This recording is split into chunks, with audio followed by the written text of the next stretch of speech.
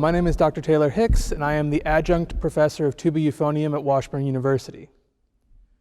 The first excerpt you heard was the Chaconne from Holst's first suite in E flat.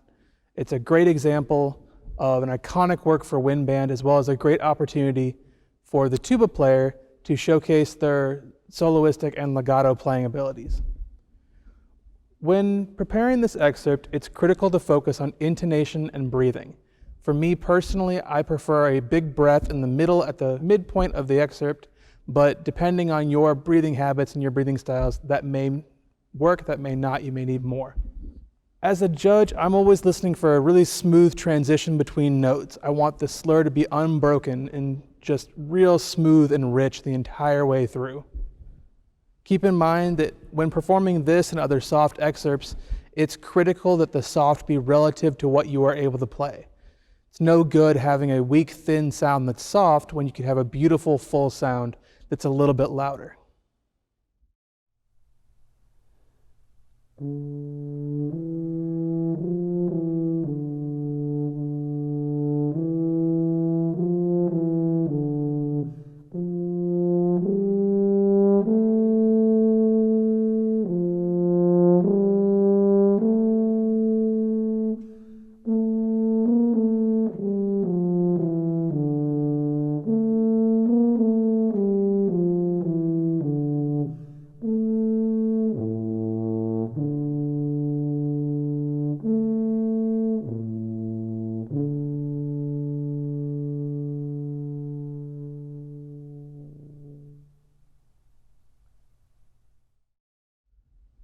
This particular excerpt from Gustav Mahler in Symphony No. 1 is another great example of a very soft, very lyrical section that is part of a set of staple excerpts for the orchestral tubist.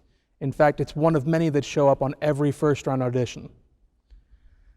Similar to the Holst, this is an opportunity for the tuba as a soloist to shine, this time as part of a round that moves throughout the orchestra. As such, it's important to consider both the musical stylistic choices you want to make as a soloist, while also maintaining the stability of a round. Again, the pianissimo is relative.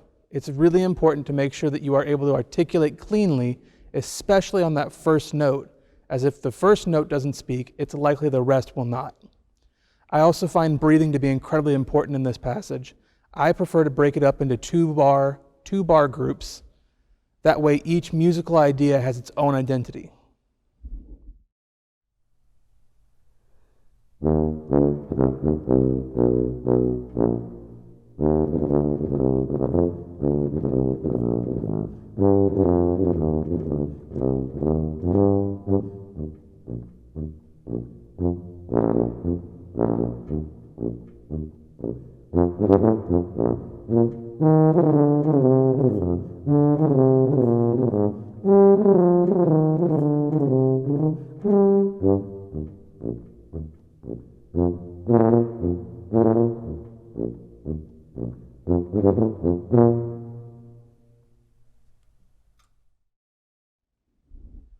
So, as America's March, Stars and Stripes Forever by John Philip Sousa is probably one of the most iconic and recognizable pieces for wind band that exists.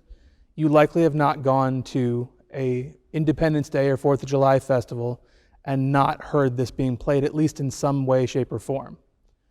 That being said, there's a number of very complex and difficult passages in this. It is in cut time and it is at 120, so it's rather fast. And it can be tempting to just wiggle and blow and hope that the speed will take you through. However, this not only doesn't lend itself well to an audition, but also, if you were to play this with an ensemble, it makes the entire ensemble oftentimes sound very muddy and unclear. When working on this, I find it incredibly important as both a judge and a performer that my tempo and my articulations are really crystal clear. Working with the metronome is going to be absolutely key in making sure that this etude is where it needs to be. I also find, especially in the dotted quarter 16th rhythms, that heavily accenting the dotted quarter note, as well as making sure I'm using a ta-ia, makes it much easier for the rhythm to happen.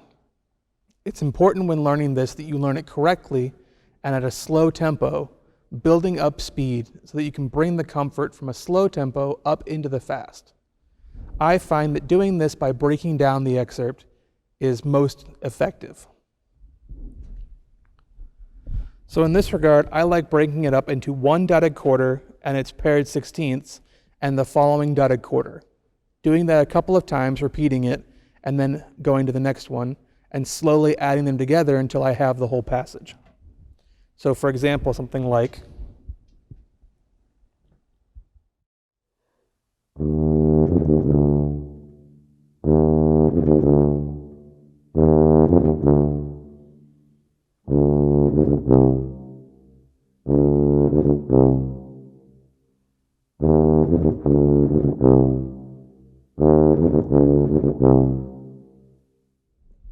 and so on.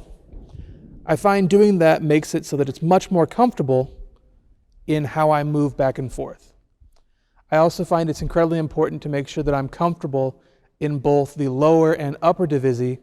While it's unusual for anyone other than the first tuba to be on the top part, nevertheless it's good to have that in case you wind up being first tubist, or if your conductor wants more people on that part.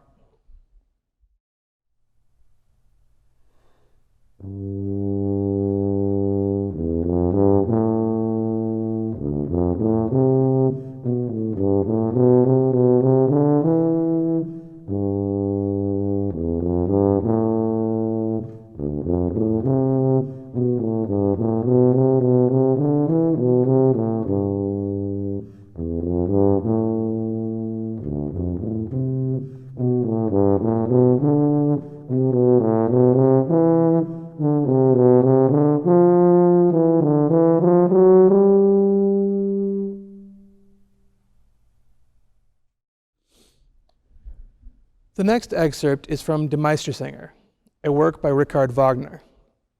Wagner is one classical composer that all tubists should at least know and be relatively thankful for, as he was one of the first to truly engage with our instrument when it was invented. This excerpt is one of his only comic opera. The Meistersinger is his only comic opera, and as such, it has a much more bombastic tuba part than might otherwise be expected. Rhythm and musical momentum are critical in this excerpt. It's very important that you keep a steady tempo and that you have lines that flow from one phrase to the next, especially in the eighth notes that lead up into a sustained note. I find that breathing is oftentimes an issue here, in that I tend to prefer to breathe on the dotted quarters rather than in the more obvious half notes. I feel that that way it makes the phrasing a little bit more clear.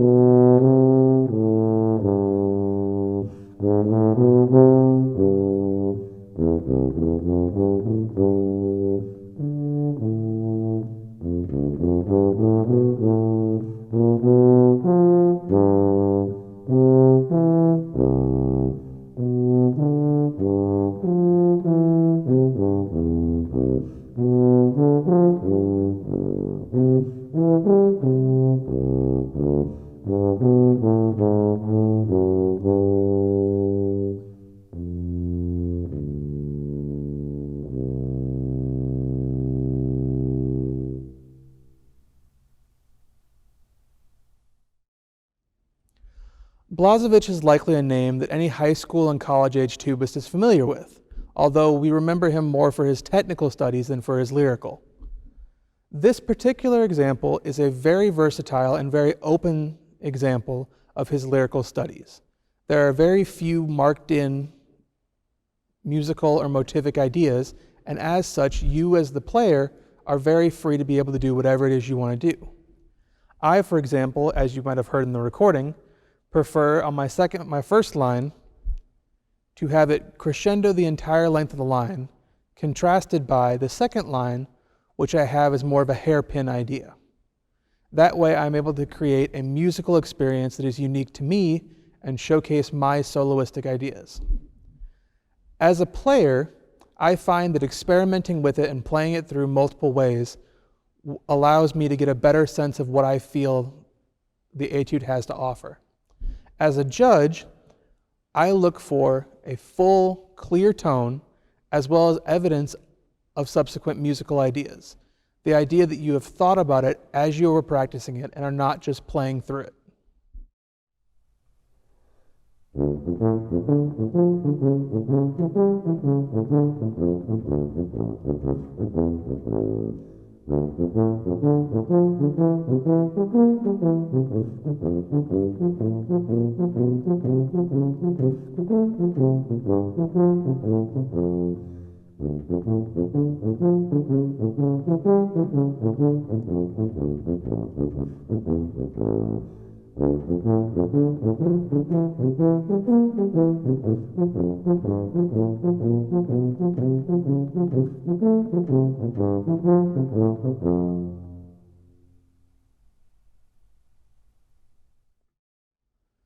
This last excerpt is an etude from Georg Kopprasch, who oftentimes we in the low brass world think is a trombone book, but rather it was actually a low horn book. This particular excerpt is a very bouncy, short idea that gives us a chance to really work on our dotted 8/16ths. I find that breaking it into those dotted 8/16ths and doing a similar method as with the Stars and Stripes makes it a lot more effective in terms of creating a solid, cohesive environment for learning. Much like Stars and Stripes, I feel like the best way to get this is to break it down into its component parts.